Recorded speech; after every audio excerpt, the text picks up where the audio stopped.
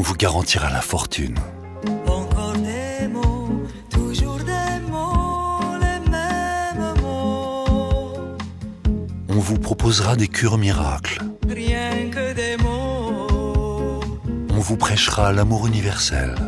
Des mots magiques, des mots tactiques qui sonnent faux. On vous demandera de vous ouvrir aux autres. Oui, tellement faux. On proposera une nouvelle pédagogie pour vos enfants. Parole, parole, parole. On vous promettra le vrai bonheur. Parole, parole, parole. On vous promettra la lune. Parole, encore des paroles que tu sais mon mot.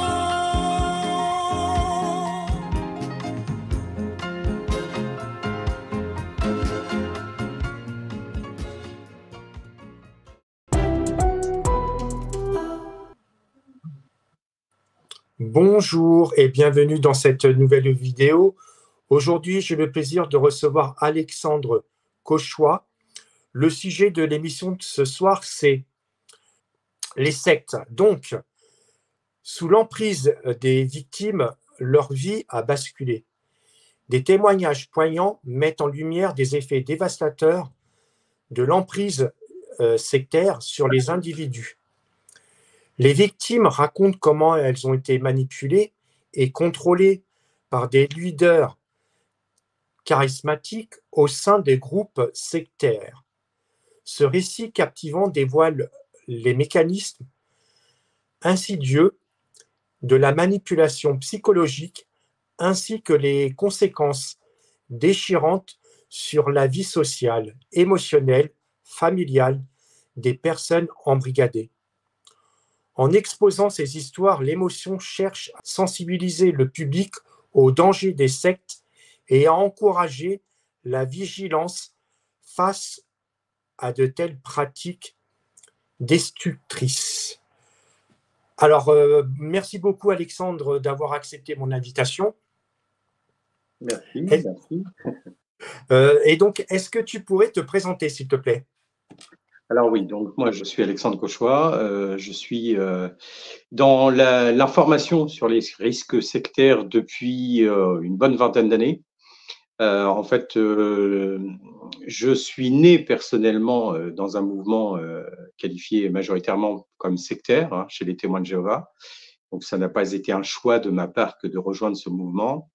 Et peu de temps après mon mariage, en 2001, donc 25 ans plus tard, j'ai quitté le mouvement, donc avec mon épouse.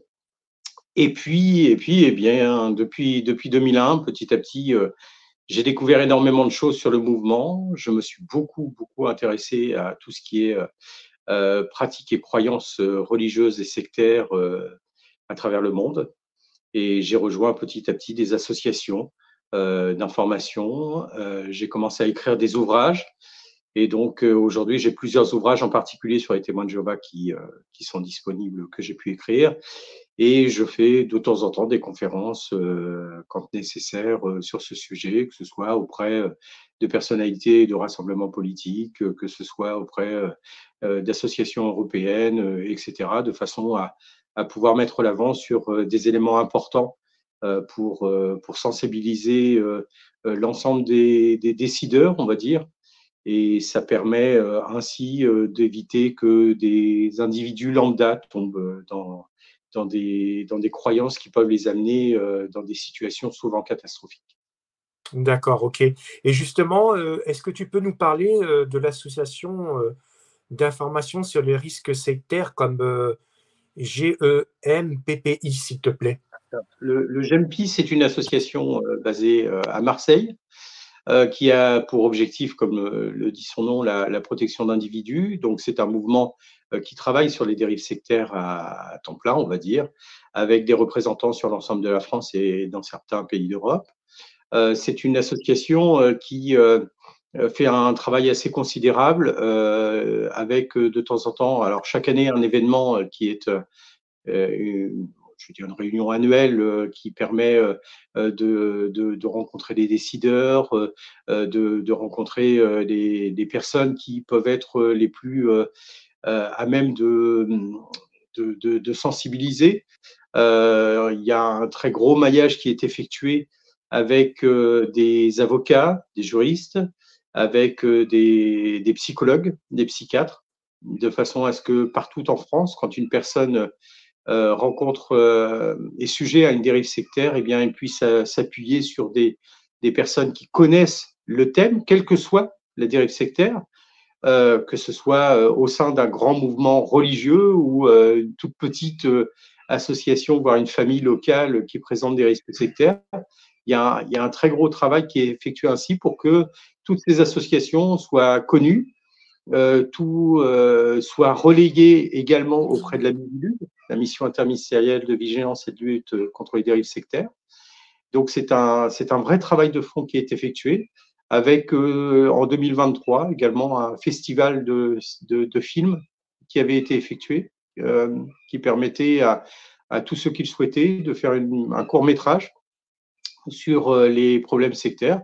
Et toutes ces informations, ces films, on les retrouve d'ailleurs sur le site directement du GEM-PPI. D'accord, ok. Donc, je mettrai de toute façon en lien, en descriptif sous la vidéo. Et justement, juste avant de commencer, est-ce que pour toi, au niveau de termes sectaires, est-ce que toutes ces associations qui font partie de toutes ces sectes, elles ont tous la même approche pour, comment dire, capter la personne? Non, non, on a vraiment des choses totalement différentes. On a à la fois des grosses associations qui se présentent par exemple comme chrétiennes, qui ont une approche par exemple de porte-à-porte, de diffusion sur les réseaux sociaux. On a des mouvements de type hindouiste, bouddhiste, qui vont intégrer la famille ou l'individu par des formules de yoga, des petits parcours. Ils proposent parfois des petites formations en ligne, des stages. On a vraiment de tout. Il y a pas une approche particulière par les mouvements sectaires. C'est vraiment tous les domaines qui sont touchés. Et bien souvent, d'ailleurs, c'est par le cadre d'un ami, d'un collègue de travail, d'un ami, d'un membre de la famille qu'on est approché pour entrer dans un mouvement sectaire. Mais en fait, tout est utilisé aujourd'hui et majoritairement, on va dire, Internet et les réseaux sociaux. D'accord, ok. Et justement, le deuxième sujet qu'on va aborder, c'est que tu pourrais nous parler de ton livre, donc le titre, Qui sont les témoins de Jéhovah et les origines? Pour quelle raison tu as voulu écrire ce livre et dans quel but? Oui. Alors, cet ouvrage qui sont les témoins de Jéhovah, les origines, c'est relatif exclusivement aux premières années du mouvement, avant que ça ne s'appelle les témoins de Jéhovah. À l'époque, ça s'appelait les étudiants de la Bible. C'est un mouvement qui est né aux États-Unis et son fondateur, je vais dire, Charles Taze Russell, c'est un livre qui s'arrête sur son histoire, sur sa vie, sur qui il était réellement. Pourquoi est-ce que je l'ai écrit? C'est très simple, c'est parce que, en fait, quand on est témoin de Jéhovah, on nous explique qu'il y a un homme qui était ce qu'ils appellent le collège central à l'époque, c'est-à-dire un homme qui était dirigé par Dieu et que cet homme, sorte de prophète d'ailleurs, il était écrit comme ça dans les pages de la Tour de Garde, dans leur journal principal à l'époque. Eh bien, c'est un homme qui, tout ce qu'il écrivait, c'était la parole de Dieu en quelque sorte. Donc, c'était un messager de Dieu. D'accord. Et puis, en fait, quand on s'intéresse à cet homme, on s'aperçoit que rien n'est comme c'est présenté par les témoins de Jéhovah. On nous le présente comme un homme qui a tout abandonné pour fonder le mouvement, alors qu'en fait, il n'a jamais créé plus d'entreprises en dehors des témoins de Jéhovah qu'une fois qu'il a créé cette société. On nous le présente comme un homme qui aimait donner, enfin voilà, et en fait, ce qui l'intéressait, c'était le profit. On le retrouve par exemple, et ça c'est un sujet qui a fait grand débat pendant un temps, On retrouve Charles Taze Russell en 1914, 1913, 1914, vendre du blé miraculeux, 80 fois le prix d'un blé normal, dans les pages de la Tour de Garde, donc du journal des Témoins de Jéhovah. Et en fait, des fantaisies de ce style, il y en a plusieurs. C'est un homme qui a été condamné par la justice à cause de ce blé miraculeux. C'était un escroc, quoi, tout simplement. Et il n'a rien à voir avec le prophète choisi par Jésus pour diriger l'organisation. Voilà, voilà. Et c'est partant de ce constat que j'ai eu le désir d'écrire ce livre. C'est un livre avec beaucoup de recherches. Parce que quand on s'en prend à un mouvement comme les Témoins de Jéhovah, il faut savoir ce que l'on dit et il ne faut pas se tromper. Sinon, c'est le procès assuré. Et ça permet vraiment de comprendre qui sont à la base les Témoins de Jéhovah. Alors, ils n'ont plus rien à voir aujourd'hui, mais de voir, par exemple, que les Témoins de Jéhovah, à travers leur histoire, ils ont cru des dizaines de prophéties qui ne se sont jamais accomplies. Et parmi les prophéties, donc Charles Taze Russell avait annoncé la fin du monde, enfin l'Armageddon en 1914, année où il vendait lui de son côté du blé miraculeux. Quand on sait que Dieu va intervenir, on ne fait pas forcément des escroqueries. Enfin, c'est assez bizarre. Il avait annoncé un ensemble de choses en fait qui sont totalement absurdes. Tout comme son successeur l'a fait ensuite, et puis les autres ont continué par la suite. Juste un exemple, Rutherford qui a suivi Russell à la tête des Témoins de Jéhovah quand ce dernier est décédé. Et bien entre les deux guerres mondiales, il affirmait prophétiquement qu'il n'y aurait jamais de deuxième guerre mondiale. Bon, il s'est planté, comme à chaque fois.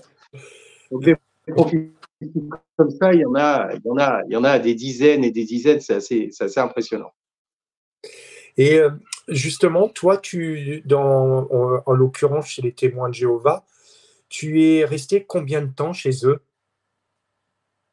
Alors, je dis que je suis né chez eux, en fait, j'avais 1 an et demi, donc ça revient au même. J'en suis parti en 2001, donc en fait, j'y suis resté presque 25 ans. D'accord. Et donc, oui, on peut dire que oui, tu étais né dessus, donc tu ne pouvais pas. Et comment ça t'est venu justement à quitter parce qu'on peut dire cette secte? Est-ce que ça a été au fur et à mesure que tu as découvert des choses qui t'ont un petit peu interpellé en disant tiens, ça colle pas, c'est bizarre, pourquoi on me demande de faire ci? Ça a été quoi pour toi le déclic de les quitter? Oui, en fait, quand on est dans le mouvement, on n'a pas forcément de déclic de ce type, c'est assez rare. D'accord. Parce que les enseignements changent en permanence. Les anciennes professions ne les voient plus puisqu'elles sont remplacées par des nouvelles, par des nouveaux textes. Il y a c'est une maison d'édition à la base, c'est juste une entreprise, une boîte qui fait de l'édition. Et donc, il y a en permanence des nouveaux livres, des nouveaux textes. Alors aujourd'hui, c'est des nouvelles vidéos, des nouvelles informations en ligne. Enfin, c'est en permanence. Ce qui fait qu'on est noyé sous le flot d'informations et toutes les informations, on les oublie. Ce qui fait que, par exemple, quand en 1973, beaucoup de personnes sont devenues témoins de Jéhovah parce qu'on leur a expliqué qu'en 1974, ça serait à nouveau Armageddon, c'était une nouvelle date, 1975 est passé. Et puis, l'entreprise a présenté tous ceux qui quittaient le mouvement parce qu'on leur avait menti, comme des personnes qui avaient peu de foi, des personnes orgueilleuses, et ils disaient que jamais l'organisation n'avait dit ça. C'était remplacé par des nouveaux textes. Et en fait, quand on est dans le mouvement comme ça, on a en permanence des nouvelles idées, des nouvelles conceptions.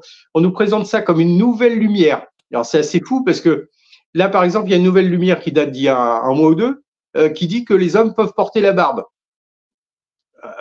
Quel est l'intérêt? Bon, ok. Ce qui est fou, c'est que il y a quelques années, on leur avait présenté une lumière différente qui disait que que la barbe ne pouvait pas être portée par les hommes. Aujourd'hui, les femmes que l'on voit faire du témoignage à côté des stands dans la rue de publication de Témoins de Jéhovah, elles ont le droit de porter un pantalon. C'est tout nouveau. Avant, on leur disait qu'il ne fallait pas. Et en fait, les lumières, c'est parfois des bêtises comme ça. Mais à chaque fois, cette lumière, c'est une lumière divine. C'est-à-dire que c'est une nouvelle compréhension de la Bible. Et cette nouvelle compréhension de la Bible fait que ça efface tout ce qui a été fait ou dit avant. Et donc, à travers toute l'histoire, en quasiment 140 ans d'histoire, il y a tout le temps des nouvelles compréhensions, des nouvelles lumières qui arrivent. Et tout ce côté farfelu fait que on y croit et on adhère à chacune de ces idées parce qu'on est à fond dedans. On y croit vraiment, on y croit pleinement. Et puis, ce sont des choses qui sont tellement insignifiantes pour la plupart qu'on les accepte parce que de toute façon, ça change pas grand-chose à la vie. Ouais. Donc, il y a très peu de, il y a peu de comment dire, de réveil d'un seul coup en se disant cette nouvelle conception, cette nouvelle idée, c'est farfelu, ça va pas. C'est plutôt rare. C'est plus en scrutant, en cherchant, comme je l'ai fait, qu'on se rend compte que en fait tout cela ne tient sur rien, que ça n'est qu'une maison d'édition et qu'en fait ils connaissent même pas la Bible correctement, quoi. Ils ont leur propre version de la Bible qui est une version totalement extravagante. Mais ça, on ne le sait pas quand on est dans le mouvement. Et comme on ne fait que lire cette Bible-là, on ne fait que lire ces ouvrages-là, eh bien, on se met des œillères qui font qu'en fait, on ne voit pas ce qui se passe autour, on ne voit pas les modifications qui sont faites dans l'entreprise. Mais quand il y en a, on les accepte de manière totalement normale et légitime. D'accord. Mais il y a le fait aussi que, en général, l'être humain a tendance à oublier des choses, et donc c'est beaucoup plus facile, et il joue avec ça. Tu Oui. vois, on est pratiquement, il y a des choses, il y a 1 mois, 2 mois, il y a des choses qu'on ne se rappelle pas ce qu'on a fait. Donc eux, ils se rappellent très bien parce qu'ils ont tout par écrit, donc ils jouent avec ça. Et ils Oui. peuvent manipuler comme ça. Tout à fait. Et à un moment donné, tous les témoins de Jéhovah étaient invités à acheter les anciennes publications. Donc, ils rééditaient les vieux volumes de La Tour de Garde et Réveillez-vous, leurs 2 principaux journaux à l'époque. Et donc, chacun, dans tous les domiciles des témoins de Jéhovah, on avait des dizaines de volumes depuis quasiment 1920, 1915. Tous ces volumes-là, on les avait tous. Et on pouvait les consulter. Mais ça, c'était le côté, j'ai envie de dire, business. C'est-à-dire que c'était de la maison d'édition, donc c'est très bien, ils vendaient des volumes. Alors, ils vendaient, je mets un petit bémol, ils ont vendu, ils ont cessé de vendre à un moment donné en donnant, c'est-à-dire, ils vous donnaient un volume en vous disant qu'il y avait, si on le souhaitait, une offrande volontaire à faire en échange. Voilà, donc c'était plus vendu. Mais il y avait quand même ce business parce que de toute façon, quand on nous donnait un ouvrage, ben, on prenait soin quand même de mettre un billet dans la caisse, bien souvent plus élevé que le prix du livre lui-même. Donc ça, je préfère quand même le dire, puisqu'aujourd'hui, ils ne vendent plus rien. Donc là, c'est pour éviter tout problème de procès pour toi ou pour moi. Pardon. Et puis, qu'est-ce que je disais? J'ai un trou. Ça va revenir. Comme quoi la mémoire. Tu vois, tout à fait. C'est pas grave, ça va revenir. Oui. Donc, et donc, à un moment donné, eh bien, dans les pages du ministère du Royaume, un des journaux un petit document de 4 pages que n'ont que les témoins de Jéhovah, qui sont ce qu'ils appellent proclamateurs, c'est-à-dire qui font du porte-à-porte, du prosélytisme, eh bien, il leur a été demandé de brûler leurs anciens volumes d'un seul coup.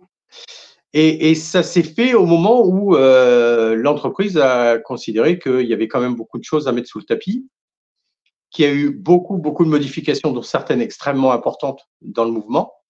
Et à ce moment-là, effectivement, on leur a demandé de jeter, de brûler les publications, pas de les mettre à la poubelle, mais de les brûler, de façon à qu'il n'y en ait pas de traces. Enfin, c'est assez impressionnant. Et là, ça a permis d'écraser totalement et définitivement la mémoire de tout ce qu'ils ont pu dire avant, ce qui fait qu'aujourd'hui, les témoins de Jéhovah n'ont plus chez eux les volumes qui leur permettraient de démontrer que qu'il y a énormément de prophéties de fausses. Donc, il y a le remplacement, il y a la mémoire effectivement humaine qui s'efface, et en plus, il y a la mémoire écrite qui est volontairement détruite. Ouais. Et justement, tu expliquais au début que ton épouse aussi avait fait partie de cette secte. Et justement, est-ce que c'est elle à te faire partir de cette secte ou pas du tout?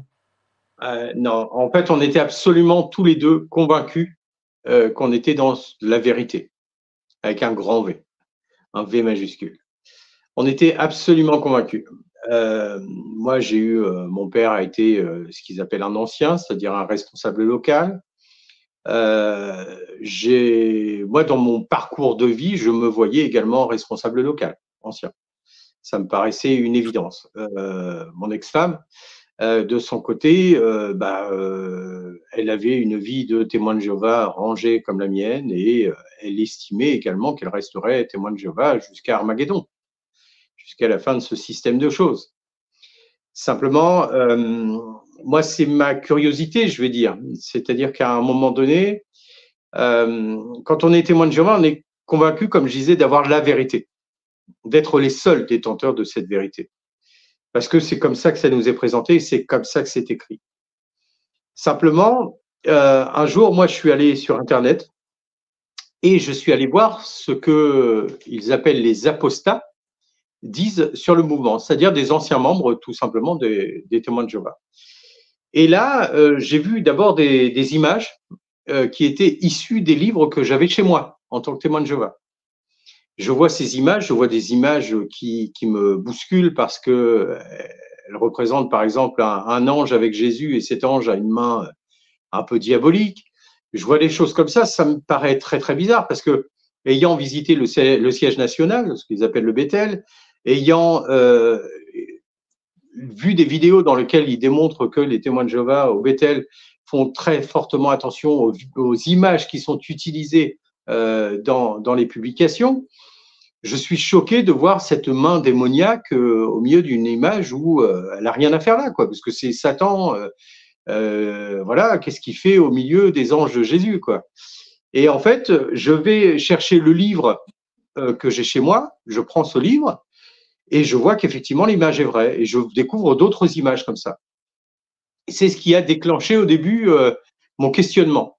Ensuite, il y a plein d'éléments, des faussetés historiques. Par exemple, les témoins de Jéhovah racontent que 1914 était bien l'avènement de Jésus comme roi, parce que on part de prophéties depuis 586 avant notre ère. C'est assez complexe, hein, c'est très complexe même pour les témoins de Jéhovah à expliquer. Et donc, depuis 586, la chute de Jérusalem, eh bien, à ce moment-là, on calcule et on arrive à l'année 1914, qui démontre que Jésus est devenu roi en 1914. En fait, l'année 586, il ne s'est rien passé. C'est en 607 que ça a eu lieu. Et tous ces éléments-là mis bout à bout, eh ben, on se rend compte qu'en fait, toutes nos croyances, elles ne tiennent sur rien. C'est du vent. Et c'est ce qui m'a permis de quitter le mouvement. Quand mon épouse s'est rendue compte qu'il y avait quelque chose qui n'allait pas chez moi, parce que la réunion suivante, moi, ça s'est fait en 3 jours. Hein. J'ai cessé en 3 jours d'être mentalement témoin de Jéhovah. Et la réunion suivante, j'accompagne quand même ma femme. On était mariés depuis 2-3 mois. Je l'accompagne à cette salle du royaume, donc pour assister à une réunion. Et là, elle voit que j'écoute d'une oreille peu attentive. La prière, je baisse pas forcément la tête. Le cantique, je le chante pas vraiment. Elle me demande ce qui se passe. Je lui explique. Je lui demande, est-ce que tu veux vraiment savoir? Parce que je sais que c'est un véritable choc, hein, quand on est né dans le mouvement comme elle et moi, et qu'on se retrouve du jour au lendemain comme ça, c'est très compliqué. Donc, je lui demande si elle veut vraiment savoir. Elle me dit oui. Donc, je lui présente l'ensemble des éléments que j'ai pu voir, et elle, en 3 jours également, je pense, elle a cessé mentalement d'être témoin de Jéhovah. D'accord. Et est-ce que justement, tu expliquais tout à l'heure, par rapport aux photos ou autres que tu as vues des anciens témoins de Jéhovah, est-ce que tu as pu rentrer en contact avec d'anciennes personnes qui étaient membres témoins de Jéhovah, justement pour conforter de ta prise de décision de pouvoir quitter cette mouvance? Ouais, alors là, on était en 2001. Donc, 2001, Internet, c'était les balbutiements. Donc, moi, je me suis rapproché de l'UNADEFI, Union nationale des associations de défense de la famille et d'individus, qui est une autre grosse association qui travaille avec le GEMPI d'ailleurs au niveau national.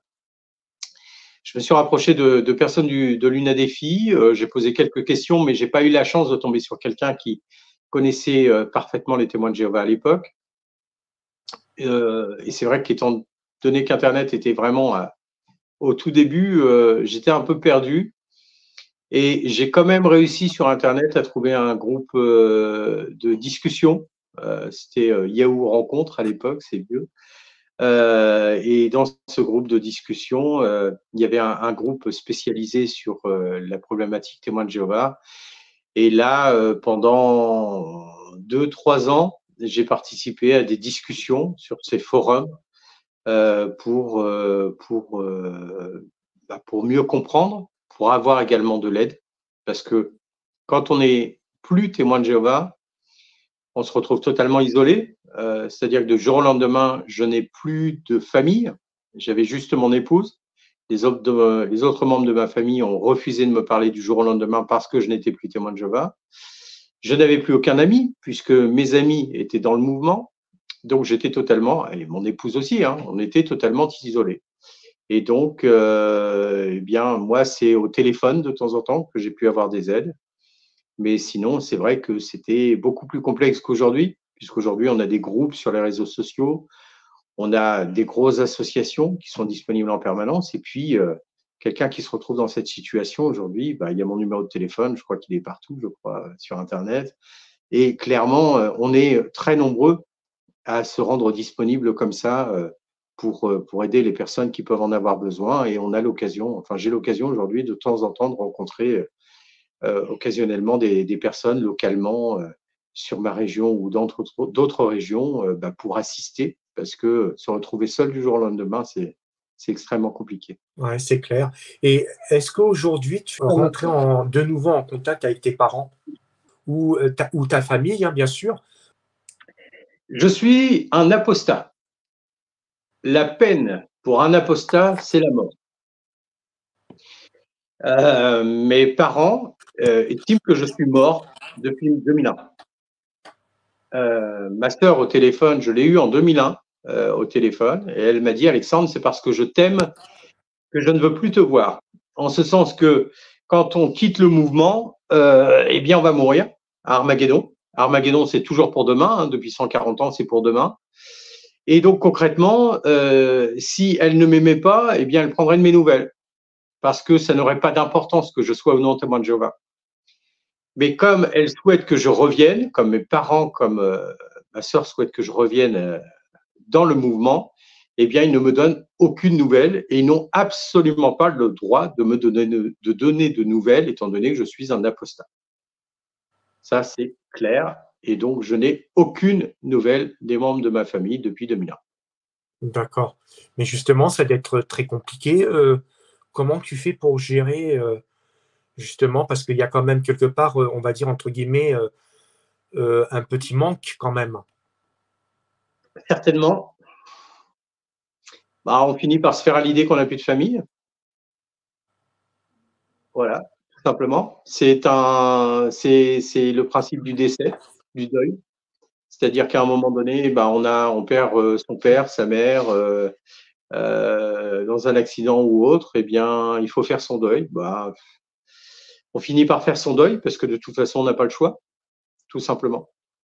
D'accord. Mais tu gardes quand même, un petit espoir, on va dire quand même? Ou même ce petit espoir, Je ne pense pas. Je ne pense pas. Ma famille est témoin de Jéhovah depuis 1976. ouais,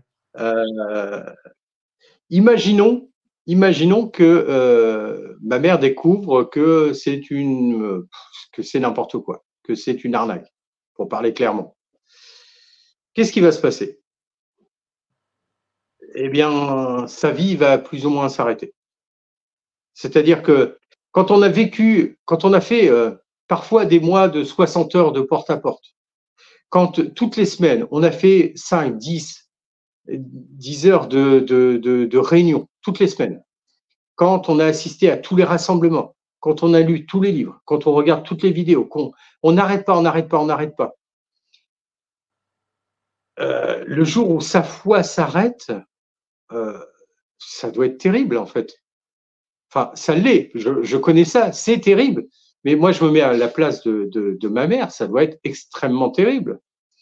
Pour être clair, enfin quelque chose que j'ai jamais eu l'occasion de dire en vidéo, voilà, tu vas avoir la primeur. Un jour, j'ai eu l'occasion de parler avec mon père de ce que j'avais découvert sur les témoins de Jéhovah. Mon père ayant été responsable des témoins de Jéhovah, me dit Alexandre, effectivement, il y a des choses qui ne vont pas, effectivement, il y a des choses que je sais, mais je te demande de ne jamais en parler à ta mère, parce que sa vie s'arrête. Donc, quelque part, ma mère, avec toute l'affection que je peux avoir pour elle, même si on ne s'est pas vu depuis 23 ans, je peux lui souhaiter que le meilleur dans sa vie. Et le meilleur, je ne suis pas sûr que ce soit de découvrir que les témoins de Jéhovah, c'est juste une société d'édition qui s'est bien moquée d'elle. Je pense que ça sera extrêmement dur à vivre, extrêmement dur. Donc, bah, si son bonheur est de rester témoin de Jéhovah, bon, bah, d'accord, ok. Voilà, Ouais. Et c'est comme ça que je le prends. puis surtout le fait aussi que ça fait quand même 48 ans qu'elle est témoin de Jéhovah, tu peux pas balayer C'est certain. comme ça d'un trait de crayon, c'est vrai, ça paraît compliqué. Oui, oui. Moi, Ok. j'ai l'occasion de temps en temps d'avoir des personnes qui ont passé 25, 30, 40, 50 ans dans un mouvement comme les témoins de Jéhovah, se remettre à vivre normalement. C'est-à-dire, cesser de considérer que tout le monde est méchant et qu'il y a des gens bien autour de nous. Cesser de considérer que demain, Dieu va intervenir et qu'on va vivre dans le paradis éternellement. C'est extrêmement compliqué, extrêmement. Et les personnes que je peux avoir au téléphone qui ont passé autant de temps dans le mouvement, bien souvent, ils me disent je continue de faire des cauchemars, même 10 ans après. Parce que leur cauchemar, c'est quoi? Ils rêvent que Dieu est en train d'intervenir. Parce que des publications des témoins de Jéhovah dans lesquelles on voit la souffrance humaine par la destruction, par un Dieu aimant de l'humanité, puisque c'est l'objectif, hein, la suppression de 99% de l'humanité, eh bien, les personnes, quand elles dorment, elles rêvent que justement elles sont détruites par ce Jéhovah. Et c'est extrêmement dur à vivre, extrêmement dur. Ouais, c'est clair, c'est clair. Et donc justement, pour toi, quels sont les principaux dangers de l'emprise de la manipulation psychologique sur les individus? Alors, la manipulation en elle-même est un danger. Oui, En fait, l'idée de toutes ces personnes, c'est avoir un certain pouvoir. Le pouvoir, il est soit par l'argent, soit psychologique. Bien souvent, il est les deux. Donc, on a là, on rentre dans l'idée des sectes en général, des personnes, des gourous ou des gourelles, hein, le féminin de gourou, qui vont avoir des personnes sous leur emprise. Et la première chose que l'on retrouve, c'est des personnes qui ne prennent plus les décisions qu'elles prendraient dans la vie de tous les jours. On le retrouve par exemple, je vais prendre un exemple simple. Si aujourd'hui vous vous adonnez au respirianisme, eh bien, vous allez assister peut-être, vous allez voir une ou deux vidéos en ligne qui vont vous expliquer qu'on peut très bien vivre en cessant de manger et de boire, juste en respirant et avec la lumière du soleil. Vous allez assister, vous allez voir des personnes qui paraissent bien, en pleine santé. Vous allez assister à une conférence, regarder une ou deux vidéos, aller assisté à une réunion de ce type. Pardon. Donc, vous assistez à une réunion de ce type et puis vous allez finir par adopter le respirianisme parce que ça vous semble, pourquoi pas, une solution pour peut-être perdre du poids, pour aller mieux. Parce qu'on vous explique aussi, si vous avez un cancer ou ce genre de choses, vous allez les soigner. Donc, vous adoptez cette idée. Au final, vous vous retrouvez soit dans un état critique à l'hôpital, soit directement à la morgue. Clairement. Parce que si vous arrêtez de manger et de boire, c'est naturel, vous mourrez. Voilà. Mais on vous explique que vous pouvez vous en passer, même si le grand patron du respirianisme américain, on le voit à McDo toutes les semaines parce qu'il adore ça. Mais bon, peu importe. Il explique que c'est une nourriture saine. Hein. Mais bon, ça, c'est le jour où on l'a surpris la main dans le sac, il a commencé à expliquer que c'était une nourriture saine. Donc voilà. Et en fait, l'idée, c'est que là, l'idée de l'exemple du respirianisme, c'est que à la base, jamais de vous-même vous allez vous lever le matin en vous disant j'arrête de manger et de boire. Enfin, c'est insensé.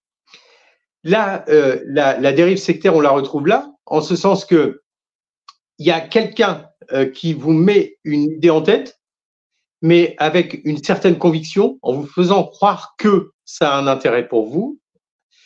Il va vous mettre dans un état de suggestion et ce faisant, vous allez donc accepter des règles qui ne sont absolument pas les vôtres et que jamais vous n'auriez accepté dans le cas contraire. Alors, le respirianisme, c'est peut-être un exemple un peu extrême, mais concrètement, des mouvements de ce type, aujourd'hui, on en a plein qui fleurissent sur Internet. Énormément. Ouais. C'est ça. C'est impressionnant. Et justement, pour toi, quels sont les premiers signes qu'une personne ou qu'un individu qui indique qu'il est en train d'être manipulé? Alors, généralement, la personne se détache de sa famille et de ses amis. Elle n'essaye pas forcément de convaincre de faire des nouveaux adeptes au départ, parce que beaucoup de mouvements demandent de ne pas le faire, de rester discret, de ne pas dire qu'ils ont adhéré à tel ou tel mouvement, comme la scientologie par exemple, demande de ne pas en parler à la base. Mais très rapidement, donc, le gourou, le responsable local, enfin voilà, ou la personne qui vous amène, votre ami, va vous demander de ne pas en parler et va vous demander de vous séparer des personnes qui peuvent être néfastes dans votre parcours. Ce qu'on retrouve par exemple chez les témoins de Jéhovah, quand je disais les gens du monde, les témoins de Jéhovah, ils ne doivent côtoyer logiquement que des témoins de Jéhovah. Ils continuent d'aller au travail, d'aller à l'école, etc. Mais on leur demande à titre privé, personnel, de ne pas voir ce qu'ils appellent des gens du monde qui risquent de les détourner du mouvement. Donc, il y a un entrisme. Et c'est quelque chose qu'on retrouve dans quasiment tous les mouvements à caractère sectaire, qui fait que vous êtes séparés de ceux que vous aimez à la base. Donc ça, c'est un élément qui est important. Si à un moment donné, on a quelqu'un dans sa famille qui, du jour au lendemain, ne donne plus de nouvelles, commence peut-être à diffuser aussi des choses sur Internet, sur Facebook, sur les réseaux sociaux qui nous paraissent un peu bizarres, des idées comme quoi on peut se soigner, parce qu'aujourd'hui c'est dans le domaine du soin majoritairement que l'emprise sectaire se fait, qu'on peut se soigner exclusivement avec des plantes, avec des prières, etc. Enfin, on peut déceler comme ça des choses un peu bizarres. La personne ne nous donne plus de nouvelles, se sépare de nous. Là, il y a un gros attention qui se met en route. Et effectivement, il peut être intéressant à ce moment-là de se renseigner, c'est-à-dire de contacter une ADFI, l'AMI Vilu, le GEMPPI, bref, toutes ces associations qui, localement, ont des correspondants qui peuvent différencier, distinguer le mouvement qui ne va pas. Alors, juste une petite chose que je vais dire, c'est que parfois, la personne va se mettre à partager des textes qui sont issus de la Bible. Rien de méchant à la base. Voilà, moi, je suis totalement laïque. Hein, je suis totalement pour que les gens croient ce qu'ils veulent, en quelque sorte, tant que ça ne les met pas en danger. Donc, ils vont partager des versets bibliques avec une petite référence à une communauté.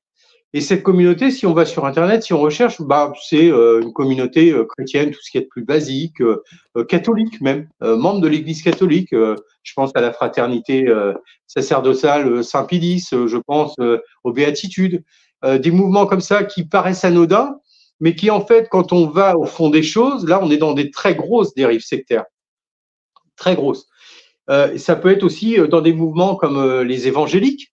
Dans le mouvement évangélique, vous avez plein de personnes qui sont très bien, comme toute population. Et puis, dans une assemblée évangélique, vous allez avoir un pasteur qui, lui, va amener des choses tendancieuses. Moi, justement, pour m'intéresser au mouvement évangélique, j'ai assisté à des rassemblements dans des assemblées évangéliques où j'ai entendu un pasteur dire qu'il faut se séparer du monde, qu'il faut cesser de voir sa famille s'ils ne sont pas chrétiens, sous-entendu évangélique, etc. Et là, il y a un gros point d'exclamation une alarme qui se met en route, parce que ce discours-là, il peut être dangereux. Et des dérives, on en a aussi dans des très grands mouvements religieux, que ce soit le bouddhisme ou autre. Donc voilà, c'est pas forcément quelqu'un qui va s'intéresser. On va voir d'un seul coup la personne qui va partager des publications des témoins de Jéhovah, par exemple. Mais ça peut être beaucoup plus insidieux. Voilà, des choses qui paraissent bénignes, mais il y a une petite alarme qui doit se mettre en route, quoi. Ouais. Quand on creuse un petit peu, on trouve des choses qui sont pas terribles. Oui. Ouais. Ok. Et justement, quelles sont les conséquences psychologiques et émotionnelles chez les personnes qui sont victimes d'emprise? Elles sont généralement extrêmes, mais vraiment. Il y avait une étude, je crois, en 2001 ou 2002, qui avait été faite. Enfin, il y en a eu plusieurs, mais il y a eu une étude qui démontrait que chez les témoins de Jéhovah, le sujet que je connais le mieux, hein, on était sur des dizaines de fois plus de personnes qui souffraient de dépression, de dédoublement de la personnalité, de schizophrénie, enfin, c'est considérable, considérable. Et en fait, il s'avère que quand on entre dans un mouvement, une mouvance à risque sectaire, les conséquences, elles sont toujours énormes. Toujours. Quel que soit le mouvement. D'accord. Et justement, est-ce que, avec les associations, on en aide à ces personnes qui sont dans cette situation de manipulation? Qu'est-ce qui a été mis en place pour ces personnes-là? Alors, il y a des aides à la fois pour les personnes qui ont des questionnements, c'est-à-dire est-ce que le groupe qui m'intéresse présente un risque sectaire? Est-ce que mon père, ma mère, le membre de ma famille ou mon ami qui s'intéresse à ce mouvement risque quelque chose? Donc, des appels de ce type, on en a beaucoup. Et puis, il y a beaucoup aussi d'appels de personnes qui sont dans un mouvement et qui ont besoin d'aide psychologique. Donc oui, comme je disais, au sein du GEM-PPI, par exemple, il y a une cellule qui a été mise en place avec un numéro de téléphone, avec une adresse mail. Toute personne qui a besoin d'un soutien psychologique, voire psychiatrique, ou d'un avocat, peut avoir ses aides directement en contactant le GEM-PPI qui a mis ça à disposition. Et je sais que les autres associations, moi j'ai beaucoup travaillé aussi avec l'UNADEFI, qui a en place un réseau également d'avocats, de psy, pour aider les personnes qui seraient en souffrance. D'accord. En fait, c'est utilisé au quotidien. Hein. Et puis sinon, il y a le gouvernement, hein, il y a la Miviludes, le site de la Miviludes sur lequel on peut faire un signalement en disant voilà, j'ai un doute, cette personne est entrée dans un groupe, on lui demande de faire ça, j'ai plus de nouvelles, enfin des signalements de ce type, il y en a régulièrement qui permettent à l'ami Vilut de dire bon, on va s'intéresser à ce groupe et creuser, chercher, et puis au final, parfois ça a pu aider à sortir des familles entières de mouvements sectaires. Je pense par exemple avant que la Mivilude existe, hein, à la création du mouvement, du groupe, c'était la MILS, Mission interministérielle de lutte contre les sectes. Ça a été fondé suite au meurtre de masse qui avait été accompli dans l'ordre du Temple solaire. Et à ce moment-là, l'État a décidé d'aller directement récupérer des enfants, des familles dans des mouvements qui posaient problème parce que l'État s'est rendu compte que il y avait des problèmes de pédophilie, par exemple, ce qu'on a pu voir dans La Famille internationale, c'est le nom qu'elle porte aujourd'hui, de Moïse David, ou dans le mouvement raélien. Donc voilà, c'est informer l'État, c'est utile, mais l'État peut également aider de son côté, comme les associations, les personnes qui sont en souffrance ou qui ont besoin de renseignements.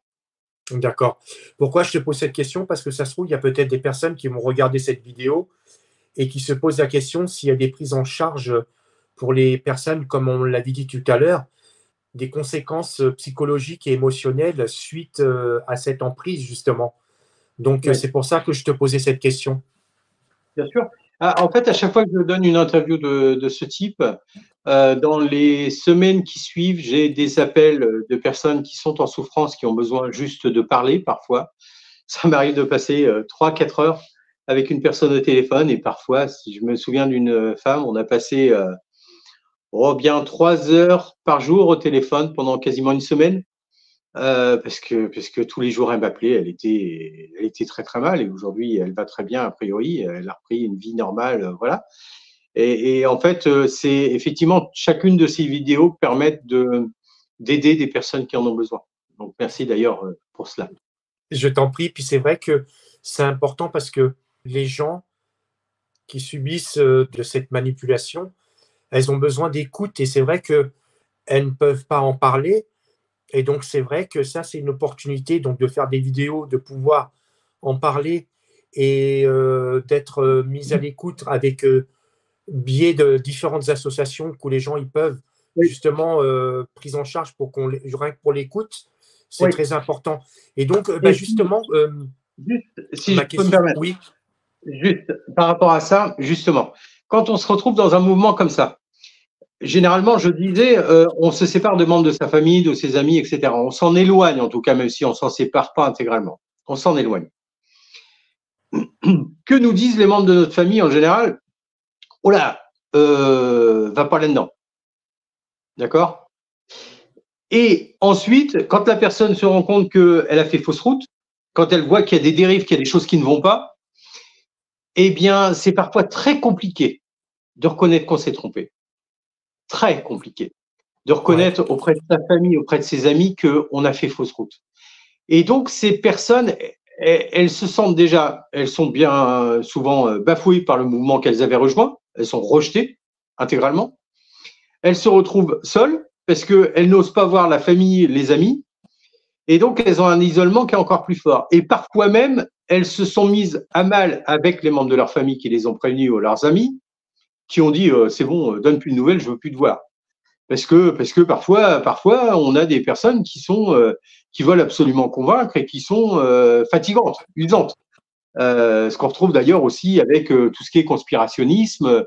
On a des personnes qui partent dans des extrêmes assez fous et on n'a plus envie de les voir, ces personnes-là. Le jour où elles reconnaissent qu'elles ont tort, elles ne savent plus trop vers qui se tourner. Elles sont parfois rejetées par leurs anciens amis. Et donc, il est important aussi, effectivement, que les associations soient là pour ça et que des vidéos comme ça soient faites pour rappeler qu'il y a des personnes pour aider. tout à fait. Et justement, quelles sont les stratégies qui ont été mises en place justement pour lutter contre ces manipulations sectaires? Alors, le problème, c'est que déjà, la définition du mot secte est compliquée. C'est-à-dire qu'il n'y a pas de définition du mot secte. On en a une dans le Larousse, on en a une dans tous les dictionnaires, d'accord? Mais au-delà de ça, on est dans un État laïque. Et donc, l'État ne reconnaît, depuis la loi de décembre 1905, aucun mouvement religieux. C'est-à-dire qu'aujourd'hui, en France, que vous soyez adventiste du 7e jour, catholique, protestant, bouddhiste, juif, musulman, témoin de Jéhovah, scientologue, l'État, par définition, doit accorder la même, considérer chacun comme des citoyens français. Et donc, par définition, l'État n'a pas à dire ceci est une secte, ceci est une religion. C'est très compliqué. Après, quand on a des graves dérives sectaires, quand on a, je disais tout à l'heure, des problèmes de pédophilie, etc., qui ont fait que Raël a quitté la France, qui ont fait que la scientologie, même s'ils viennent tout juste d'ouvrir leur temple en France, ils continuent d'être classés dans les mouvements sectaires directement par la Miviludes, ça c'est clair. Donc la Miviludes ne représente pas la parole de l'État, elle est le regroupement des ministères français pour essayer de lutter contre les dérives sectaires, mais pas contre une secte en particulier. Parce que lutter contre une secte en particulier, c'est très compliqué parce qu'on n'a pas cette définition de secte. La secte, c'est un mouvement qui va avoir un impact sur la famille, sur l'individu, sur la société, qui peut être dangereuse. Donc, quand on est dans la dangerosité, si, par exemple, aujourd'hui, l'État peut lutter contre l'extrémiste islamique, c'est parce que l'extrémiste islamique, même si ça peut être dans un mouvement religieux, il peut y avoir aujourd'hui un mouvement religieux qui se prévaut de l'extrémisme islamique. L'État peut lutter contre parce qu'il y a un danger contre la société, qui est clair. Mais après, lutter indépendamment contre tel ou tel mouvement, dire par exemple en France aujourd'hui les témoins de Jéhovah sont interdits, de quel droit? De quel droit? Il y a effectivement des dérives sectaires, mais l'État n'a pas, quelque part, à dire tel mouvement est autorisé, tel mouvement est interdit. Voilà, ça n'est pas sa fonction. Alors, au niveau des textes de loi, il y a la loi Abou-Picard, écrite entre autres par Catherine Picard, qui était une députée qui a été présidente de l'UNADEFI pendant longtemps, qui continue d'ailleurs de lutter contre les dérives sectaires aujourd'hui. Il y a cette loi qui permet que du prosélytisme ne soit pas fait devant l'enceinte d'un collège, d'une école primaire, d'un lycée. Voilà. Il y a des choses comme ça qui ont été mises en place pour essayer de protéger les enfants. Cette loi permet de protéger d'autres façons également. Mais en dehors de ce texte-là, il n'y a pas grand-chose. On est dans l'attente. Le gouvernement, la Miviludes, a rassemblé les différentes associations de lutte contre les sectes l'année dernière dans un très beau rassemblement avec tout le monde présent, une belle dynamique. Et on attend les retours. On attend des textes législatifs, on attend des éléments qui permettront de fermer certaines associations qui sont extrêmement dangereuses. Je parlais tout à l'heure du respirianisme, ça en fait partie, de fermer des groupes qui sont connus pour avoir, dans le bouddhisme par exemple, le gourou qui viole à tout va et puis pas grand-chose n'est fait au niveau mondial. Donc voilà, on attend des textes qui vont permettre de mieux travailler pour la lutte contre les dérives sectaires, mais on les attend depuis longtemps, je veux dire. Ok, mais c'est pour ça que c'est super intéressant ce que tu viens de dire, parce que je pense qu'aussi ça doit être dû à ça, que les sectes jouent avec ça, ils jouent et ils en profitent. Comme quoi l'État ne pourront pas… Et puis je vais retourner sur le cas des témoins de Jéhovah.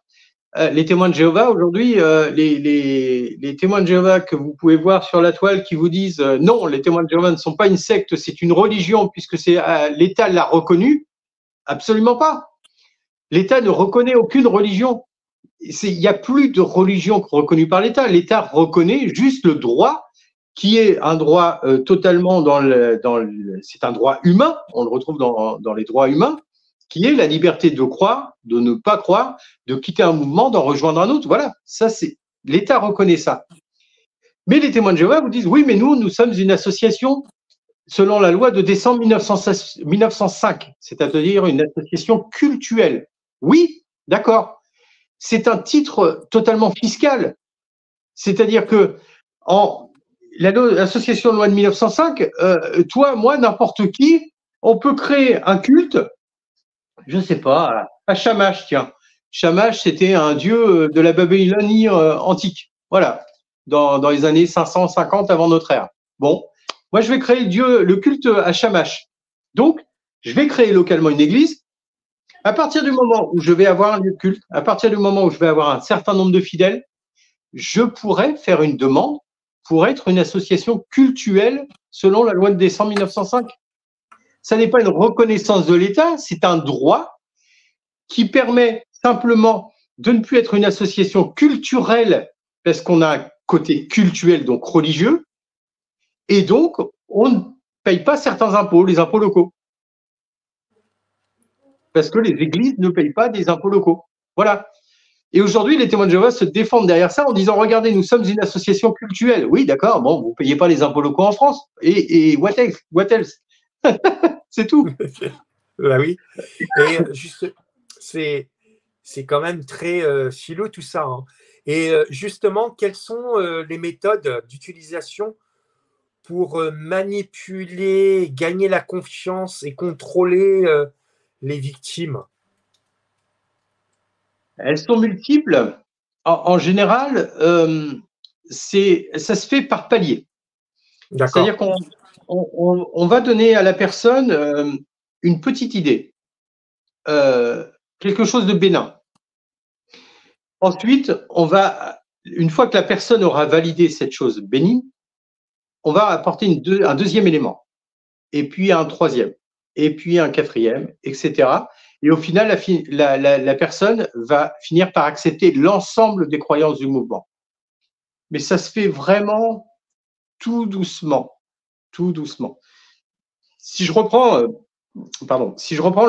l'exemple des témoins de Jéhovah, tout d'abord parce que c'est le plus gros mouvement sectaire en France, 130 000 membres, voilà. Si, j'imagine, je frappe à ta porte, bonjour, je viens t'apporter la vérité qui est la suivante. Toute la Bible dit vrai, il y a bien eu un déluge. La Terre a été, l'ensemble de l'univers ont été créés en 6000 ans, et tu vas prier à partir de ce soir pour que 99% de l'humanité périsse. Et une fois que ça sera fait, dès demain, tu seras dans le paradis pour la vie éternelle. Qui va accepter ça comme ça, du jour au lendemain? Personne. Ben non. Il faut avoir un grain de folie, là. Par contre, c'est là où ils sont très forts et où les mouvements sectaires, généralement, sont très forts, c'est qu'ils donnent une petite idée. C'est-à-dire que la première discussion, ça sera sur l'état du monde. Le monde est vraiment mauvais, les gens sont mauvais, on voit de plus en plus de guerres, de plus en plus de famines, de disettes, etc., etc., même si historiquement, c'est absolument faux. Il n'y a pas plus de guerres aujourd'hui, il n'y a pas plus de disettes, il n'y a pas plus de morts à cause de tout ça à travers le monde que ça n'a été dans toute l'histoire de l'humanité. C'est en pourcentage, c'est absolument faux. Sauf que on va finir par accepter un élément, et puis ensuite on va nous expliquer un deuxième élément, et puis un troisième, et puis un quatrième, et puis au final on finit par accepter tout, dont le fait de prier tous les jours pour l'extermination de l'humanité au nom d'un Dieu totalement amour. Voilà. Ça me paraîtra débile pour personne parce que c'est fait insidieusement. Et tous les mouvements sectaires travaillent de cette façon-là. Et malheureusement, les réseaux sociaux, j'ai envie de dire, travaillent de cette façon-là. C'est-à-dire qu'aujourd'hui, si tu regardes une vidéo sur YouTube, sur Facebook ou sur Twitter, X ou je ne sais quoi, cette vidéo qui va promouvoir un mode de pensée fantaisiste, je vais dire fantaisiste pour pas être méchant, tu vas l'accepter et immédiatement, ils vont t'en proposer une deuxième, et puis une troisième, et puis une quatrième. C'est comme ça qu'on se retrouve, par exemple, aux États-Unis avec des groupes comme QAnon qui investissent le Parlement américain, je sais plus, parce que d'un seul coup, tout le monde est convaincu qu'effectivement, les démocrates sont tous des pédophiles qui cachent des enfants sous des pizzerias à New York, etc. Si on balance comme ça les idées à une personne de but en blanc, elle va pas l'accepter. Elle va dire, mais c'est trop gros ce que tu me racontes. Par contre, en le donnant petit à petit, effectivement, la personne finit par l'accepter. C'est très bien compris. Ouais, on est bien d'accord, c'est clair, c'est bien ficelé. Et justement, comment un proche peut-il reconnaître et peut-être aider une personne qui est sous l'emprise de la manipulation? Donc, comme je disais tout à l'heure, généralement, la personne se détache. Elle donne plus forcément de nouvelles, elle commence à avoir des idées qui sont pas forcément les miennes. Parfois, à cause justement du fait que c'est dans le domaine de la santé que les mouvements sectaires grossissent de plus en plus, à contrario, ça fait maigrir. Donc, si on voit un membre de sa famille qui commence à perdre beaucoup de poids ou un ami sans raison vraiment justifiée, que cette personne commence à être morose, commence à s'isoler, là, il y a une grosse alerte à mettre en place. Et la deuxième partie de la question, excuse-moi. C'était justement, et comment venir en aide et... Oui. Alors, première chose, ne pas rentrer en conflit. Ne jamais dire à la personne, mais t'es con ou quoi?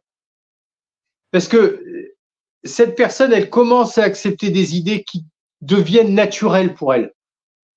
Si on entre en conflit avec elle, si on la rejette, on la perd, cette personne.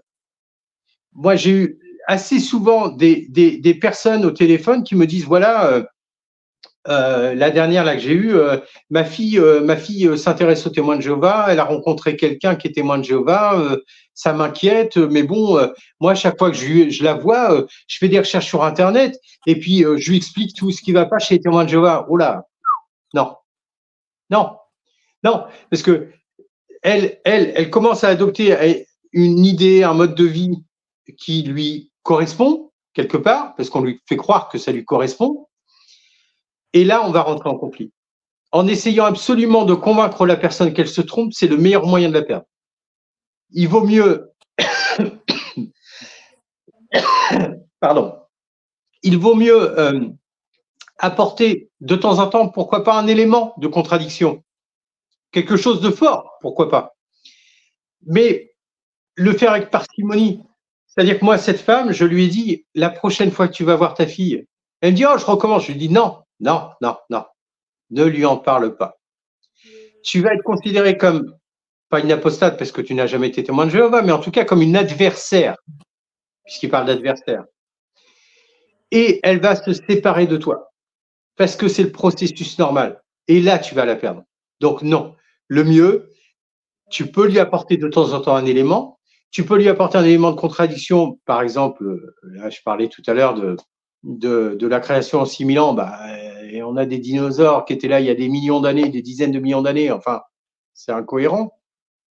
On peut apporter des éléments comme ça, mais jamais, jamais rentrer en conflit et y aller avec parcimonie et pas le faire à chaque fois. Pas le faire à chaque fois. Et ça, c'est quelque chose qui est essentiel. Parce que sinon, malheureusement, j'ai trop de personnes au téléphone qui me disent je n'ai plus aucune nouvelle de mon enfant. D'accord. Quel que soit le mouvement, hein, pas seulement chez les témoins de Jéhovah. Ok. Mais justement, est-ce que toi, tu as une technique justement divulguer parcimonie, pas trop effrayer une personne? Quelle technique tu pourrais, si tu en as une, partager avec les éditeurs qui nous écoutent? Alors, pour les témoins de Jéhovah, oui, j'en ai donné quelques éléments de contradiction. Je parlais tout à l'heure de 586 ou 587 et 607, puisque historiquement, les témoins de Jéhovah se trompent dans plusieurs aspects de l'histoire de l'humanité. Il y a plusieurs éléments comme ça. Il y a les différentes prophéties qui ont été faites. On a des dizaines et des dizaines de prophéties qui ne se sont jamais accomplies, qui démontrent qu'en fait, ils prophétisent rien du tout. Ils sont juste nuls, clairement. Il y a des éléments comme ça que en fait, je les donne plutôt au goutte à goutte. C'est-à-dire que quand une personne me contacte pour ce genre de choses, on en parle ensemble. On voit quels sont les sujets qui intéressent la personne. Parce que ça va vraiment pas être les mêmes choses d'une personne à l'autre. Moi, il y a une personne que j'ai aidée. En fait, le, le, le choc, ça a été pour elle quand elle a vu. Alors, j'ai un livre qui s'appelle Santé et sexualité chez les témoins de Jéhovah, où il y a une centaine de pages sur la pédophilie. Le choc chez cette femme, ça a été quand elle a découvert que les témoins de Jéhovah ont caché des dizaines de milliers de pédophiles à travers le monde. Des dizaines de milliers. Ça lui a fait un choc énorme. Elle m'a appelé, elle était témoin de Jéhovah et on en a très longuement discuté. Et c'est ce qui lui a permis de quitter le mouvement parce qu'elle s'est dit qu'un mouvement qui cache des pédophiles peut pas être dirigé par Dieu, quoi, tout simplement.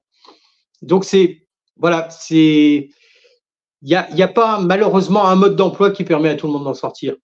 Ça n'existe pas. Et après, quand je parlais tout à l'heure du respirianisme, comment expliquer à quelqu'un qu'il faut qu'il se nourrisse et qu'il boive? Très compliqué. Compliqué, hein? Normalement, il n'y a pas besoin de l'expliquer. Normalement, oui. Donc, ça peut être la présentation de certains faits. Le fait qu'effectivement, il y a des morts tous les ans à cause de ça. Le fait qu'il y ait des gourous qui sont inculpés ou en prison parce qu'ils ont fait des choses qui étaient néfastes pour leurs adeptes. Voilà, et c'est vraiment au cas par cas. Le mieux, c'est vraiment de se tourner vers une association qui va pouvoir donner des ficelles, parce que moi, je suis spécialisé chez les témoins de Jéhovah, enfin dans les témoins de Jéhovah, mais le président de la Mivilu, du GEMPPI, il était évangélique, même si je dis pas que les évangéliques sont une secte, hein. Il ne le dit pas non plus d'ailleurs. Et puis on est d'autres qui étaient membres de la fraternité sacerdotale Saint-Pédis ou des Béatitudes chez les catholiques, d'autres qui étaient pratiquants de mouvements yoga qui s'avèrent extrêmement dangereux parce qu'ils amènent vers parfois la pédophilie, vers le suicide parfois. Oui. Donc voilà, on est en fait issu de beaucoup de milieux différents. Et quand on est face à ce genre de situation, le mieux, ça peut être d'appeler pour demander des conseils. Et en général, on donnera les mêmes, hein. Ne rentrez pas en conflit. Faites attention. Essayez de garder au maximum un contact avec la personne. Quitte à parfois écouter. Et puis même si on n'est pas d'accord, ne pas s'emporter, ne pas dire mais tu divagues, tu racontes n'importe quoi, voilà, porter sur soi en se disant bon, il faut lui faire comprendre petit à petit. D'accord. Mais sinon, du côté physique, est-ce qu'il y a des signes pour dire bah tiens, aujourd'hui c'est le moment, je peux en parler avec captif à ce que je veux lui dire, et puis sinon le lendemain non, bah aujourd'hui elle va pas être captive à ce que je vais lui dire. Est-ce que tu as des techniques par rapport à ça aussi? Le moment où on peut. Non, honnêtement, non. D'accord. Et justement, toi, quelles ont été les pires choses que tu as pu rencontrer? Chez on va parler des témoins de Jéhovah, mais on peut parler des autres sectes. Le pire que tu as vu, c'était quoi? Le pire que j'ai vu, en fait, comme je disais tout à l'heure dans le livre Santé et sexualité chez les témoins de Jéhovah, il y a une centaine de pages qui sont dédiées à la pédophilie. C'est un sujet que j'aurais jamais pensé et voulu aborder. J'ai été contraint parce qu'il fallait le faire. Et j'ai eu des dizaines de témoignages d'hommes et de femmes qui ont vécu des actes pédophiles chez les témoins de Jéhovah. Et ça a été extrêmement dur à vivre. Parce que il fallait l'écrire. Mais une fois que c'était écrit, j'avais encore des témoignages et que c'est des parcours de vie qui sont souvent extrêmement difficiles parce que c'est de la pédophilie, hein, tout simplement. Et ça, c'est vraiment pour moi pire que j'ai pu retrouver. La deuxième chose, c'est les suicides. C'est-à-dire que, comme on disait tout à l'heure, hein, quand on quitte les témoins de Jéhovah, quel que soit le mouvement, qu'on y a passé 10, 20, 30 ans, que toute notre vie est autour de ce mouvement, on perd tout. Et il arrive que, trop souvent, qu'une personne qui se rende compte qu'elle a été blousée, mette fin à ses jours. Donc, des tentatives de suicide, j'en ai eu des dizaines et des dizaines au téléphone. Et puis, il y a des personnes qui se sont réellement suicidées quand ils ont quitté un mouvement de ce type. Et là, voilà, ça fait partie de ce qui est compliqué dans ce genre de travail. Ouais, c'est clair. Mais dis-moi, rassure-moi, tous les témoignages que tu as eus sur la pédophilie dans ces sectes, rassure-moi, ces personnes-là, elles ne sont plus dedans. Elles ne sont plus toutes dedans. D'accord. Ouais. Et en fait, alors, brièvement, la pédophilie chez les témoins de Jéhovah, pourquoi est-ce que c'est un problème? Parce qu'on pourrait parler aussi de l'Église catholique, hein, comme de tous les mouvements. Hein. La pédophilie, il y en a partout. En fait, les chiffres sont beaucoup plus importants chez les témoins de Jéhovah. Parce que quand on est chez les témoins de Jéhovah et qu'on est un pédophile, on a accès assez facilement aux enfants, puisque par du porte-à-porte et autres, dès qu'on présente bien, étant donné qu'on est considéré comme un ami ou même un membre de la famille, puisque c'est la famille internationale de frères et sœurs, comme ils disent, on peut emmener un petit garçon ou une petite fille en porte-à-porte ou ailleurs. Et c'est généralement en porte-à-porte que les problèmes de pédophilie se posent. Donc, quand l'enfant dit à ses parents, voilà, il m'a fait ça, la petite fille, par exemple, de 4 ans, elle va relater à ses parents. Ses parents vont réunir les anciens, les responsables locaux. Les responsables locaux vont d'abord interroger la petite fille de 4 ans. En présence ou pas des parents, je crois que maintenant, la présence d'un parent est acceptée. Il y a eu des modifications il y a quelques semaines. Donc, l'enfant est questionné. L'enfant se retrouve quand même face à 3 types de 40, 50 ans, 60 ans, costard-cravate, vient de vivre un acte pédophile et il faut qu'il raconte. Parmi les questions qui sont posées à l'enfant, on a quand même, j'ai eu plusieurs cas qui m'ont relaté que parmi les questions posées, il y avait « est-ce que tu y as pris du plaisir ?» C'est extrêmement violent. C'est une double peine pour l'enfant, mais vraiment. Ensuite, le pédophile présumé, puisqu'il y a la présomption en France, le pédophile présumé, il n'est pas envoyé directement à la justice. Il est questionné par les membres du collège d'anciens, donc les responsables locaux. Donc, à 3, toujours, ils vont lui demander si c'est vrai. Ils vont relater ce que l'enfant a raconté. Super jouissance pour le pédophile.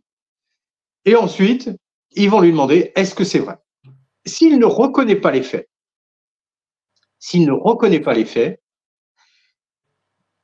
les parents et l'enfant, on va leur demander de se taire. Pour une simple raison, c'est qu'il n'y a pas 2 témoins des faits. Pour eux, dans la Bible, il est indiqué que pour tout problème, il doit y avoir 2 témoins pour juger une affaire. Étant donné qu'un pédophile ne fait jamais ça en public, il n'y a jamais 2 témoins des faits. Résultat, on explique aux parents et à la petite fille que maintenant, il va falloir se taire. Il n'a pas reconnu les faits, le pédophile. De l'autre côté, il n'y a pas de témoin, il n'y a pas d'affaire. Il n'y a pas d'affaire. C'est comme ça que c'est jugé. Donc, il y a la triple peine pour l'enfant. Il est violé, il est jugé par des adultes, l'enfant est jugé, et ensuite, on lui demande de se taire à jamais. Et le pédophile, il peut recommencer. Il va recommencer avec un autre enfant, ça sera une nouvelle affaire, il n'y aura pas de témoins. Etc., etc. C'est pour ça que tous les ans, on se retrouve avec des affaires il y a un Américain, là, un ancien responsable local américain, je ne sais plus combien, mais c'est de très nombreux enfants qu'il a touchés. Il n'a jamais été condamné par le mouvement. À quel moment est-ce que l'enfant va pouvoir se tourner vers les tribunaux? Alors, de temps en temps, alors, je fais attention à ce que je dis. Aujourd'hui, les témoins de Jéhovah nous disent que toutes les affaires sont rapportées à la justice. J'attends de le voir. Parce que sur toutes les affaires que j'ai pu entendre, pas une seule fois les anciens n'ont informé la justice, les autorités, la police de ce qui s'était passé. Bon, imaginons que ce soit le cas, et tant mieux. Imaginons. Dans ce cas-là, il va être rappelé quand même aux parents que porter plainte, un témoin de Jéhovah qui porte plainte contre un autre témoin de Jéhovah, c'est pas terrible. Ça pose problème. Parce que c'est l'image de l'organisation qui est en jeu. Et cette image-là, il faut qu'elle reste propre, il faut qu'elle reste saine. Et donc, on va faire en sorte, on va essayer de faire en sorte qu'il n'y ait pas de procès, en fait. Tout simplement. Et il y a eu des cas d'anciens qui ont très mal vécu le fait qu'effectivement, ils ont rencontré un enfant qui leur a expliqué tout ce qui s'était passé. L'enfant est en larmes, il explique. Enfin, ils savent que l'enfant ne ment pas. Il y a des choses qu'un enfant ne peut pas imaginer. Ils le savent. Et il est arrivé que des anciens aillent à l'époque à la cabine téléphonique ou en numéro masqué pour appeler la police en disant un tel est un pédophile. Je peux pas vous dire qui l'a touché, je peux rien faire, mais c'est un pédophile et il raccroche. Ça sert pas à grand chose. Parfois, quand il y a déjà des soupçons ou quoi, ça permet de faire avancer les choses, mais ça, c'est pas suffisant. C'est pas suffisant. Donc j'espère qu'aujourd'hui, ils dénoncent tous les actes de maltraitance de ce type auprès d'enfants. Et puis, dans la foulée, petit message aux témoins de Jéhovah, si vous pouviez également donner le listing dans lequel il y a plus de 50 000 noms de pédophiles recensés aux États-Unis, la justice américaine le demande depuis des années, ça serait bien que vous le donniez. Voilà. Ça serait vraiment c'est beaucoup quand même. C'est énorme. Et en France, on n'a pas de chiffres. On n'a pas de chiffres. On a des chiffres en Australie parce que la Commission royale australienne s'est intéressée aux problèmes de pédophilie dans l'Église, quel que soit le mouvement religieux. Et les témoins de Jéhovah, je ne sais plus, je crois qu'ils doivent être 40 000 membres et il y a eu plus de 1000 pédophiles, je crois, identifiés, ce qui est pas mal, hein, 1000 sur 40 000, ce qui est pas mal du tout. En Belgique, il y a une commission également qui s'intéresse au sujet. En France, on attend. On attend. Moi, j'avais eu l'occasion de discuter avec Édouard Philippe, puisque moi, je suis du Havre. Donc, on se connaissait plutôt bien. Je lui avais remis mon livre, d'ailleurs, sur le problème de la pédophilie. On avait eu l'occasion d'en discuter à 2-3 reprises. Il a été Premier ministre, il n'a pas fait plus qu'un autre. Voilà. Et donc, avant de clore cette interview, justement, est-ce que tu peux nous dire les obstacles que vous rencontrez, c'est quoi? Le secret dont on parlait à l'instant. Ouais. Bien souvent, on couvre parce que les choses ne doivent pas se dire. C'est l'image du mouvement entier qui est en jeu. Donc ça, c'est le gros obstacle. Le secret. Le secret, c'est quel que soit le crime commis, même un meurtre. Vous avez c'était quoi déjà? Il y a eu de temps en temps, il y a eu le respirianisme, hein, je retourne là-dessus, mais lors d'un rassemblement, enfin d'une formation sur le respirianisme il y a quelques temps, il y a une personne qui est décédée en plein milieu. Et puis est-ce que les autorités ont bien été informées du lieu où il était, de la formation qu'il suivait? Je suis pas sûr, puisque les autorités, il n'y a pas eu d'enquête de diligenté. On a considéré que la personne était décédée parce que elle était sous-alimentée, mais on n'est pas allé plus loin, quoi. Parce que il arrive que quand un décès survient, on omet de signaler que cette personne est membre de la confrérie, du groupe, je ne sais quoi, parce que ça nuirait à l'image du mouvement, quoi, tout simplement. Si je reprends les témoins de Jéhovah, il y avait une étude finlandaise, me semble-t-il, qui démontrait qu'il y avait à peu près un témoin de Jéhovah qui mourait toutes les 8 heures à l'époque à cause du refus de la transfusion de sang. Bon, bah, les témoins de Jéhovah, si vous discutez avec eux, ils vont vous dire que aujourd'hui, on ne meurt plus ou quasiment en refusant le sang, parce qu'il y a d'autres traitements qui fonctionnent très bien. Ce qui est un gros mensonge, ce qui est absolument faux.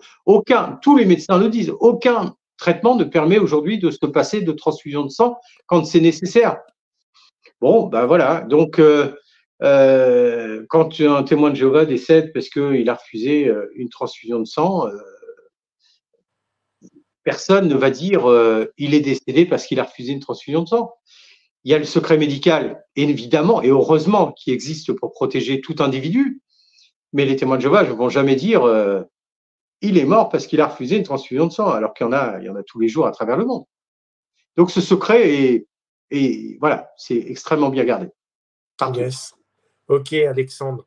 Donc, pour terminer, en général, à mes invités, je leur laisse le dernier mot de la fin. Donc, je te laisse le dernier mot de la fin. C'est gentil.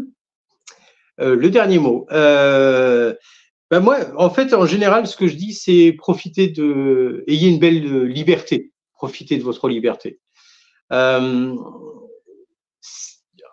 Faites attention. Alors moi, bien souvent, il y a des personnes qui me disent, pardon pour les mots, mais il faut être con pour devenir témoin de Jéhovah, scientologue, je ne sais quoi. Il faut être con. Mais non. En fait, aujourd'hui, il y a tellement de promotions pour des mouvements, quels qu'ils soient, des groupes parfois de 2-3 personnes ou des mouvements internationaux.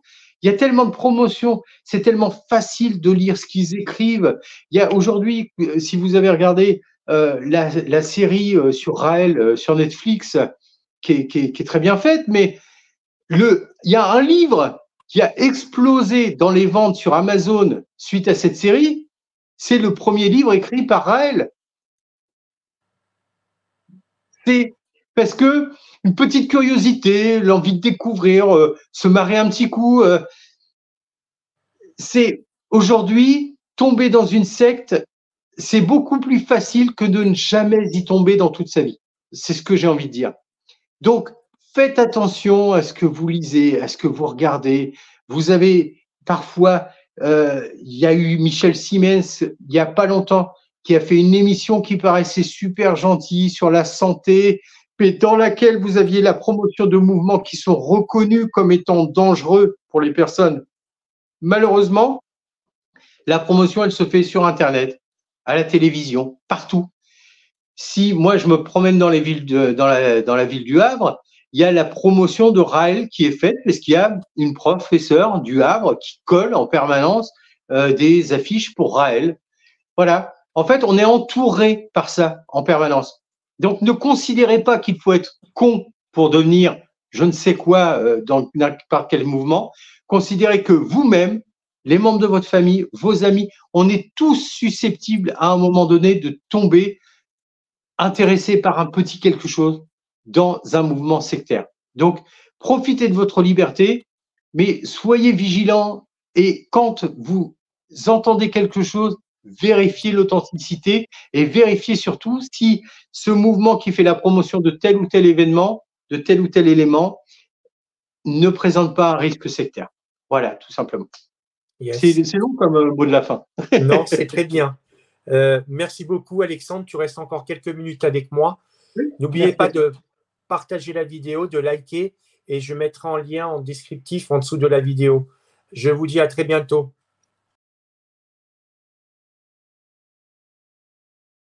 Chers amis et fidèles spectateurs, si vous aimez ce que vous voyez sur ma chaîne et que vous souhaitez me soutenir, vous pouvez maintenant contribuer en faisant un petit don. Cela m'aidera à améliorer mes vidéos. Merci pour votre contribution.